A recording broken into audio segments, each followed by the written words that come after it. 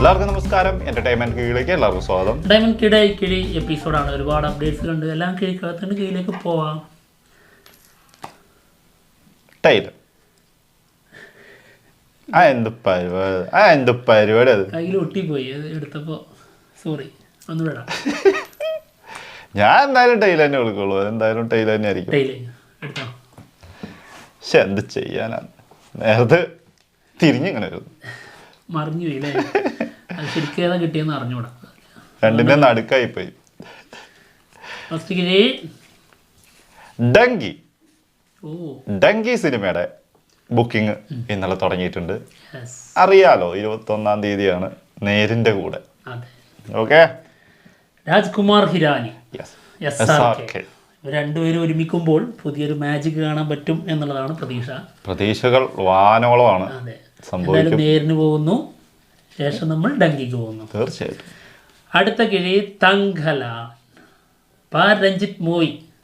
വിക്രം, ചിയാൻ വിക്രം. ഇത് ശരിക്കും നിനക്ക് കിട്ടേണ്ടതാട്ടോ. അതൊരു സത്യമാണ്. കാരണം ചിയാൻ വിക്രമിന്റെ ലുക്കൊക്കെ ഉണ്ട്. ഓക്കെ, എന്തായാലും വിക്രം നായകനാവുന്ന തങ്ക്ലാൻ സിനിമയുടെ ഡബ്ബിങ് പുരോഗമിക്കുന്നു. അതിനൊരു സ്റ്റില്ല് വന്നിട്ടുണ്ട്. ഇത് കണ്ടപ്പോൾ ഞാൻ ഓർത്തു പോയത് എന്താണെന്നറിയോ? അതായത് ഇതിന്റെ ടീസർ പുറത്തു വന്നില്ലേ? അപ്പൊ നമ്മുടെ ചിയാൻ പറഞ്ഞില്ലേ ഡയലോഗ് ഇല്ലാതെ. സിനിമയിൽ ഡയലോഗ് ഇല്ല എന്നുള്ളത് ആക്കി സംഗതി തെറ്റിദ്ധരിച്ചു ടീസറിൽ ഡയലോഗ് ഇല്ലാന്ന് പറഞ്ഞു. അതെ, അപ്പൊ എന്നിട്ട് ഡബിങ് ഡയലോഗ് ഇല്ലാതെ എന്തിനാ ഇയാള് ഡബിങ് വന്നിരിക്കുന്നത്? ആ സൗണ്ട് ഒക്കെ ഉണ്ടാക്കണ്ടേ? എന്താണെങ്കിലും സിനിമ ഒരു ദിവസം മാറ്റി വെച്ചിട്ടുണ്ടായിരുന്നു കേട്ടോ. അതായത് ജനുവരി 25-ന്ന് 26-ലേക്ക് മാറ്റിയിട്ടുണ്ടായിരുന്നു. അത് തന്നെ ഇപ്പൊ ഉറപ്പൊന്നും ഇല്ലാന്ന് പറഞ്ഞു. അതായത് 26-ലും സിനിമ റിലീസ് ചെയ്യോ എന്നുള്ള സംശയമാണ്. 2026-ലല്ല കേട്ടോ, ജനുവരി 26-ന് റിലീസിന് എത്തുമോ എന്നുള്ള സംശയം. കാരണം പോസ്റ്റ് പ്രൊഡക്ഷൻ വർക്കുകൾ ഒരുപാടുണ്ട് എന്നുള്ളതാണ്. പിന്നെ മറ്റൊന്നും കൂടിയുണ്ട്. എന്താണെന്നറിയോ? ചില സീക്വൻസുകൾ റീഷൂട്ട് ചെയ്യേണ്ട സാഹചര്യമാണ് എന്നാണ്. എന്തൊരു കഷ്ടം. വിക്രത്തിന്റെ സിനിമ എന്താണ് ഈ സംഭവിക്കുന്നത്? 7 കൊല്ലമായിട്ട് ഓർമ്മയിരിക്കുന്നു. ഇതുവരെ എന്തൊരു കഷ്ടം. ഞാൻ വിക്രമിനെ കണ്ടു അല്ല ചങ്ങായി, അല്ല ചങ്ങായി എന്താ എന്റെ അല്ല ചങ്ങായി എന്താ എന്റെ ധ്രുവചിത്രം അങ്ങാത്ത് ഇറക്കി വിടു വെച്ചു. അപ്പൊ പറയണേ 12-ൽ പോയി അല്ല, ഏത് സിനിമ? ധ്രുവ നക്ഷത്രേ. എനിക്കൊന്നും ഓർമ്മല്ല. ഞാൻ അങ്ങനെ സിനിമ ഞാൻ ചെയ്ത 7-8 വർഷം മുന്നേ ചെയ്താണ്. ആര് നോക്കുന്നു? ഇവര് മറന്നുകണേ. അടുത്തത് തലവൻ സിനിമയുടെ ഫസ്റ്റ് ലുക്ക് ഇന്നലെ വന്നിട്ടുണ്ടായിരുന്നു. ജിസ് ജോയി മൂവിയുടെ ഫസ്റ്റ് ലുക്ക്. ആസിഫ് അലി, ബിജു മേനോൻ. നമ്മൾ ഇന്നലെ പറഞ്ഞിട്ടുണ്ടായിരുന്നു ആ ഒരു, അതായത് ഫസ്റ്റ് ലുക്ക് പോസ്റ്ററിൻ്റെ അനൗൺസ്മെൻറ്റ് പോസ്റ്റർ ഉണ്ടായിരുന്നു. അതിൽ ഇവരുടെ ഈ 2 ഭാഗങ്ങളായിരുന്നു കാണിച്ചുകൊണ്ടിരുന്നത്. ഈ ഷോൾഡറിൻ്റെ നമ്മുടെ നക്ഷത്രങ്ങളുടെ എണ്ണം നോക്കിയിട്ട് 2 പേരും ഒരേ റാങ്കാന്ന് പറഞ്ഞിട്ടുണ്ടായിരുന്നു. പക്ഷേ ഫസ്റ്റ് ലുക്ക് വന്നപ്പോൾ CAയും SIയും ആണ്. എന്താണെങ്കിലും സിനിമയിൽ മിയയും അനുശ്രീയാണ് നായികമാരായിട്ട് വരുന്നതെന്നാണ് കേൾക്കുന്നത്. 2പേരുടെയും നായികമാരായിരിക്കും അല്ലേ? മിയ ബിജു മേനോൻ അല്ലെങ്കിൽ അതായിരിക്കാൻ ചാൻസ് കൂടുതൽ. അനുശ്രീ ആസിഫ് അലി. അനുശ്രീ ആസിഫ് അലിക്ക് എന്തായാലും നോക്കാം. എന്തായാലും ആസിഫ് അലിയുടെ ഒരു തിരിച്ചുവരവ് നമ്മൾ ഇതിൽ നിന്ന് പ്രതീക്ഷിക്കുന്നുണ്ട്. അനുശ്രീന്റെയും ഒരു തിരിച്ചുവരവ് പ്രതീക്ഷിക്കാം. അനുശ്രീക്ക് ഒരു തിരിച്ചുവരവ് ഉണ്ടോ?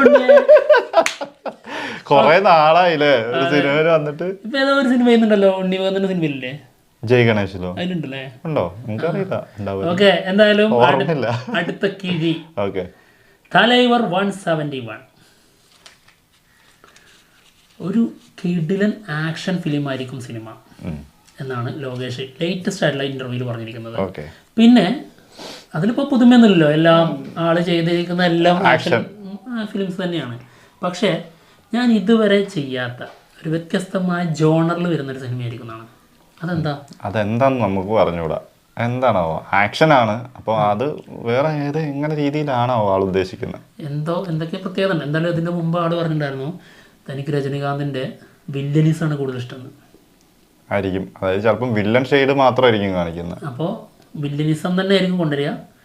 അതിൽ വേറെ എന്തെങ്കിലും വ്യത്യസ്തത എന്നുള്ളതാണ് ഇനി കാണേണ്ടത്. വില്ലനായിട്ട് തന്നെ കാണിച്ചു പോകാനായിരിക്കും ചിലപ്പം. മറ്റേന്ന് പറഞ്ഞാൽ എപ്പോഴും ഒരു പോസിറ്റീവ് സൈഡ് കാണിച്ചു പോകുമല്ലോ വില്ലനാണെങ്കിലും. ഇത് അങ്ങനത്തെ അത് കാണിക്കാത്ത റോളക്സ് ആണ്. അതുപോലെ ഒരു സാധനം ആയിരിക്കാം ചിലപ്പോ. ഫുൾ കാട്ട വില്ലൻ. അതെ. പിന്നെ എന്തായാലും ഇനിയുണ്ടായിരുന്നു സിനിമയില് ഇനിയാണ് നിജமான ഒരു സാധനം പറയാനുള്ളതാണ്. നമ്മുടെ SRK ഒരു കാമിയ റോൾ ഉണ്ടായിരുന്നു എന്നുള്ളത് പറഞ്ഞിട്ടുണ്ടായിരുന്നല്ലോ. എന്നാൽ ആ കാമിയ റോള് ചെറുതായിട്ടൊന്ന് മാറി ഇങ്ങനെ പോയിട്ട് നേരെ രൺവീർ സിംഗിൻ്റെ കാലിൽ ചുവട്ടിലെത്തിയിട്ടുണ്ട്. രൺവീർ സിംഗ് എടുക്കോ ഇല്ലേ എന്നുള്ളതാണ്, എടുക്കല്ലേ എന്നുള്ളതാണ് സത്യം. അതൊരു സത്യം കേട്ടോ. SRK ചെയ്യേണ്ടത് SRK തന്നെ ചെയ്യണം, അല്ലാണ്ട് വേറെ ആർക്കും അത് പറ്റൂല. കിങ്ങിന് പകരം മറ്റൊരാളോ, തനിക്ക് പകരം മറ്റൊരാളോ അല്ലേ? അതേപോലെ എന്താണെങ്കിലും ലോകേഷ് കനകരാജ് കുറച്ച് നാളത്തേക്ക്, അതായത് തലയോർ 171 തുടങ്ങുന്നോടം വരെ ബ്രേക്ക് എടുത്തിട്ടുണ്ട് സോഷ്യൽ മീഡിയയിൽ നിന്ന്. കാരണം അതിലേക്ക് ഫോക്കസ് ചെയ്യാനാണെന്നാണ് ആള് തന്നെ ആളുടെ സ്ഥിരം പരിപാടിയായിട്ടത്. ലീവന്റെ മുമ്പ് ബ്രേക്ക് എടുത്തിട്ടുണ്ടായിരുന്നു, ഇപ്പതാ വീണ്ടും ബ്രേക്ക് എടുത്തു. ഓക്കെ, നിങ്ങൾക്കൊക്കെ എന്തോ ആവാലോ. അടുത്തത് നേര് സിനിമയുടെ സെൻസറിങ് കഴിഞ്ഞിട്ടുണ്ട്. നേരെന്ന് പറയുമ്പോ ഞാന് എയറിൽ പറക്കാനായിട്ട് ഇങ്ങനെ റെഡി ആയിട്ടിരിക്കുകയാണ്. ഞാൻ ഇന്നലെ സ്വപ്നം കണ്ടടാ കിഴപ്പിത് വിട്ടതിന് ശേഷേ. സത്യം പറയാം, ഇന്നലെ സ്വപ്നത്തിൽ കണ്ടെന്താ പറയോ, സലാറ് ഭീകരമായി തൂക്കിയടി, നേരിന് നെഗറ്റീവ് വരുന്നു. എന്തായിരിക്കും സംഭവിക്കുക? ഒരു വരവുണ്ടാവും.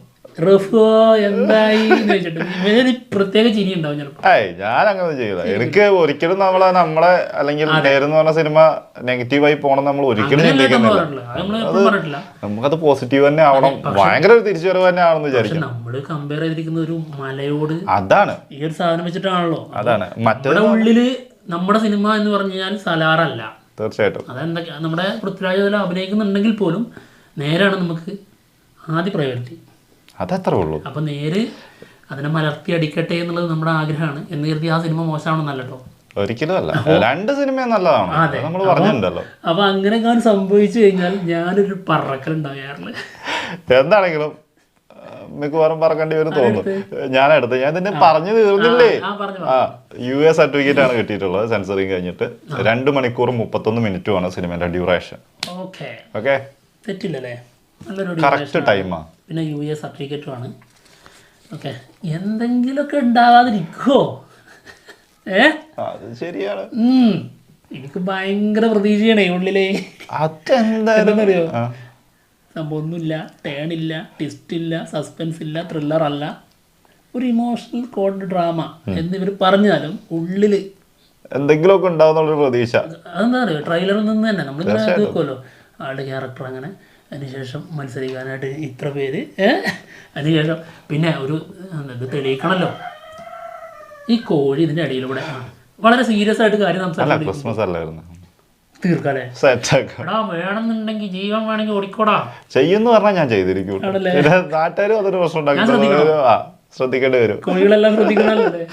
ഓക്കെ, അപ്പം എന്തായാലും അതായത് സിനിമയിലേ ഇപ്പോൾ അതാ ലേറ്റസ്റ്റ് ആയിട്ട് നമ്മുടെ ഒരു ഏതാണ് ആ കുട്ടീനെ പീഡിപ്പിച്ചു കൊന്നില്ലേ, വെറുതെ വിട്ടില്ലേ കോടതി.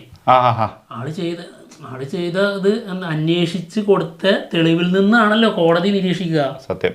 അപ്പോൾ അതുപോലെ പോലീസ് പിടിച്ച് കോടതിയിൽ ഏൽപ്പിച്ചു, അതിനുശേഷം പിന്നെ ഇവരുടെ കയ്യിലാണ്. അത്ര തന്നെ ഉള്ളൂ. അപ്പോൾ അത് ഭയങ്കര ത്രില്ലുള്ള കാര്യം തന്നെയല്ലേ? അതാണ് കോടതി പ്രൊസീജിയർ എന്ന് പറഞ്ഞാൽ അങ്ങനെ തന്നെയാണ്. അത് ഭയങ്കര തന്നെയാണ്, അത് നമുക്ക് അറിയാത്ത. പിന്നെ അത് മാത്രമല്ല, അതായത് ഒരുക്കി വെച്ചിരിക്കുന്ന തെളിവുകൾ, പോലീസ് കണ്ടെത്തി കൊടുത്തിരിക്കുന്ന തെളിവുകൾ, അതിൽ നിന്ന് വേണം ഈ 2 വക്കീലന്മാരും അങ്ങോട്ടും ഇങ്ങോട്ടും ബാധിച്ചത് ഇത് ചെയ്യാനേ. അപ്പൊ അത് ഭയങ്കര ത്രില്ല് നൽകുന്ന ഒരു കാര്യം തന്നെയാണ്. തെളിവുകൾ ഉണ്ടാക്കുക എന്ന് പറഞ്ഞൊരു പരിപാടിയും കൂടി ഉണ്ട്. തെളിവ് ശരിയായ രീതിയിൽ എത്തിച്ചു കൊടുക്കണം. അതാണ്, അതൊക്കെ നല്ല ത്രില്ലുള്ള കാര്യമാണ്. അടുത്ത കീഴ് കാർത്തിക് സുബ്ബരാജ് നെക്സ്റ്റ് ശേഷം കാർത്തിക് സുബ്രാജിന്റെ നെക്സ്റ്റ് മൂവിയിൽ നമ്മുടെ നാനി, നാച്ചുറൽ സ്റ്റാർ നാനി നായകനാകും എന്നുള്ളതാണ് പുതിയ റിപ്പോർട്ടുകൾ. സിനിമ പ്രൊഡ്യൂസ് ചെയ്യുന്നത് എന്താണ്? സിത്താര എന്റർടൈൻമെന്റ്സ്. ഓക്കെ. പെൺകുട്ടികളെ പേരുള്ളതൊന്നും എനിക്ക് മനസ്സിലേക്ക് ഓടി വരില്ല, അതാണ്. പേര് മാത്രം ഓടി വരാത്തുള്ളൂ. സൗണ്ടോ അല്ലേ? അടുത്തത് സലാർ.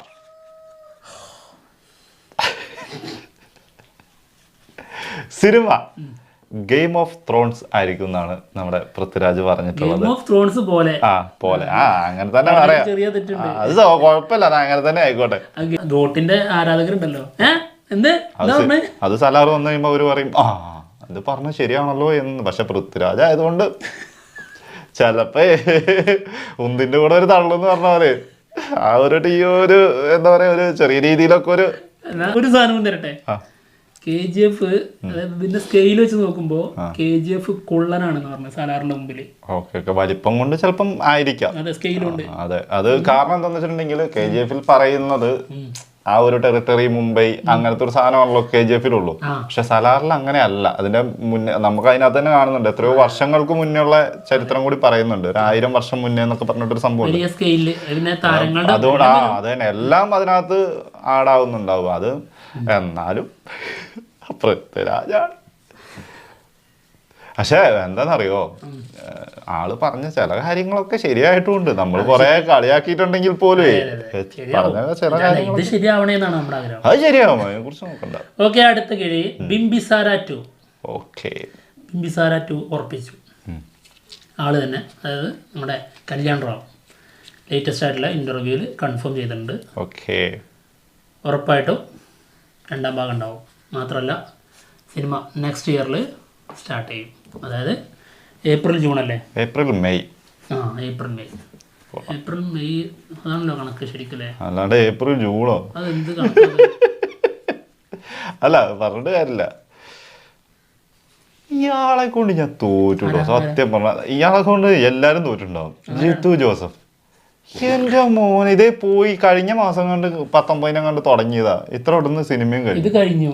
ഇത് ഷൂട്ട് കഴിഞ്ഞു. നോണക്കുഴി സിനിമയുടെ ഷൂട്ട് കഴിഞ്ഞ് ഇങ്ങനെ എന്താ ഞാൻ അതാലോചിക്കും. അതിന്റെ ഇടയിൽ കൂടി ഇത് 5-8 ദിവസമായിട്ട് പ്രൊമോഷന്റെ പരിപാടി.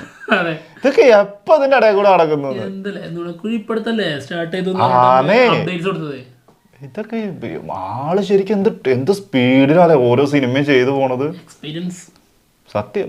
അതിനകത്ത് ആ ഒരു പ്രശ്നം എന്ന് പറയുന്നത് ഇപ്പം ഇന്നലെ നമ്മള് ഫിനാൻഷ്യൽ ക്രൈസിസിന്റെ കാര്യം പറഞ്ഞിട്ടുണ്ടായിരുന്നു, റാമിന്റെ.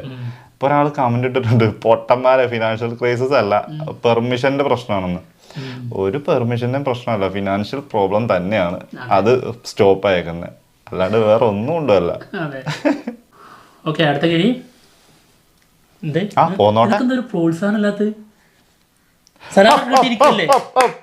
അതുകൊണ്ടല്ലേ പ്രോത്സാഹനം ഇല്ലാത്തത്. എടുക്കുന്നില്ലേ? പോരാ.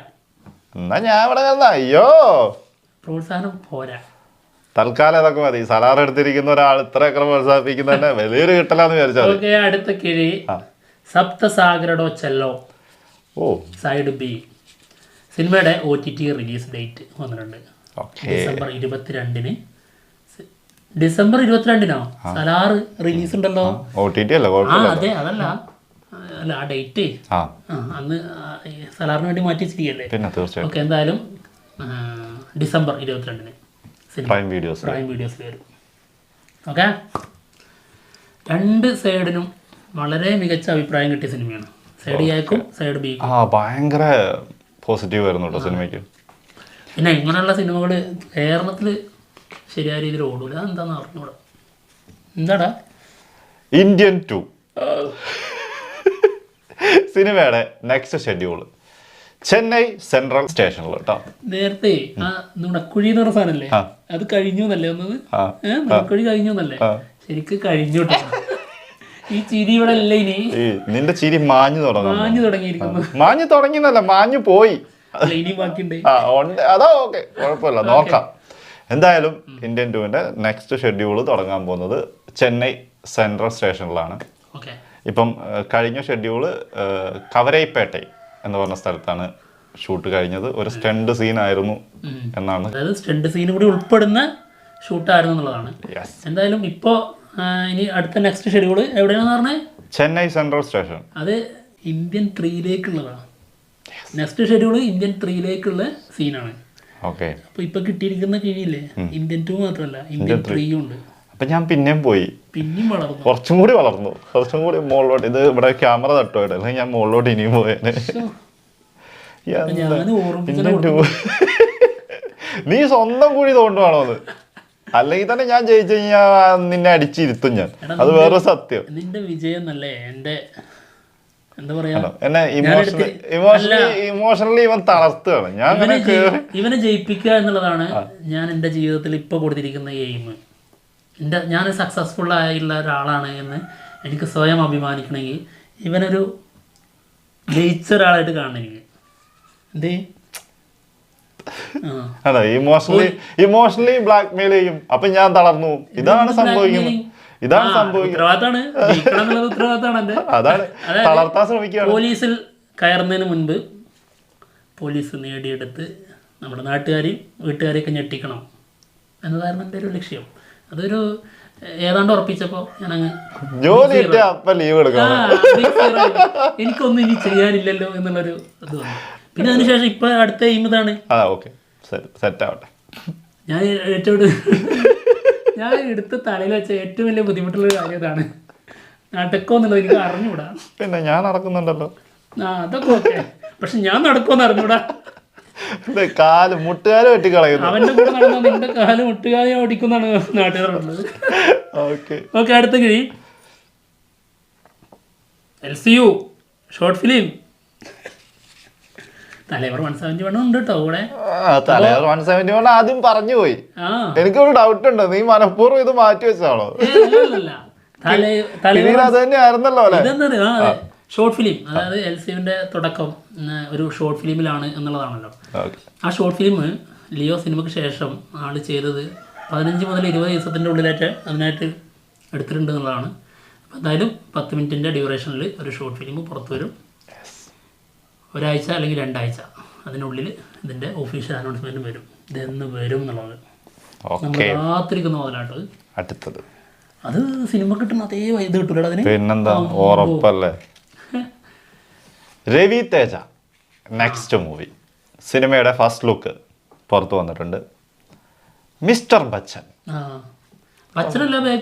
അതെ, ബച്ചൻ ആരാധകനാകാനാണ് ചാൻസ്. ബച്ചനായിട്ടായിരിക്കും എന്തായാലും. അല്ല, പറയാൻ പറ്റൂല. ചിലപ്പോ ഇനി ആളോടുള്ള ബച്ചനോടുള്ള സ്നേഹം കൊണ്ട് മകന് ബച്ചൻ പേരിട്ട് അങ്ങനെ എന്തൊക്കെയോ എത്രയോ വരുന്നു. എന്താണെങ്കിലും ഹരീഷ് ശങ്കറാണ് സിനിമ ഡയറക്റ്റ് ചെയ്യുന്നത്. സിനിമ ഫസ്റ്റ് ലുക്ക് കൊള്ളാം, തരക്കേടില്ല. ഒരു വിന്റേജ് ഐറ്റം അല്ലേ? അതെ. Okay, old is gold. എല്ലാരും ഓൾഡിലേക്കാണ് പോണത്. നോക്കാം. കഴിഞ്ഞ കഴിഞ്ഞ പടത്തിന്റെ അവസ്ഥയെ എനിക്ക് പേഴ്സണലി ഒരു താല്പര്യമില്ലാത്ത നടനാട്ടോ, സത്യമായിട്ട്. ഞാൻ ആളുടെ സിനിമകളൊന്നും കാണാറില്ല, അതിനോട് ഒരു ഇൻട്രസ്റ്റും തോന്നിയിട്ടില്ല ഇതുവരെ. മറ്റുള്ള എല്ലാ കുട്ടും കഴിഞ്ഞിപ്പോ എത്ര മോശം എന്ന് പറയുന്ന ആൾക്കാരൊക്കെ ഞാൻ കണ്ടിട്ടുണ്ട്, പക്ഷെ ആളോടൊരു താല്പര്യമില്ലായ്മ. എന്താണെങ്കിലും കിഴി എപ്പിസോഡോടെ തീർന്നിരിക്കുകയാണ്. കറക്റ്റ് എനിക്ക് തന്നെ കിഴിയും കിട്ടി. അതാണ് അതിൻ്റെ ഏറ്റവും വലുത്. എന്താണെങ്കിലും കിഴി എപ്പിസോഡോടെ തീർന്നിരിക്കുകയാണ്. മറ്റുള്ള വിശേഷങ്ങളുമായിട്ട് ഉടനെ വരാം. പോവല്ലേ? സോറി, ആവേശം കൊണ്ട് ജയിച്ചതിന്റെ ബൈ.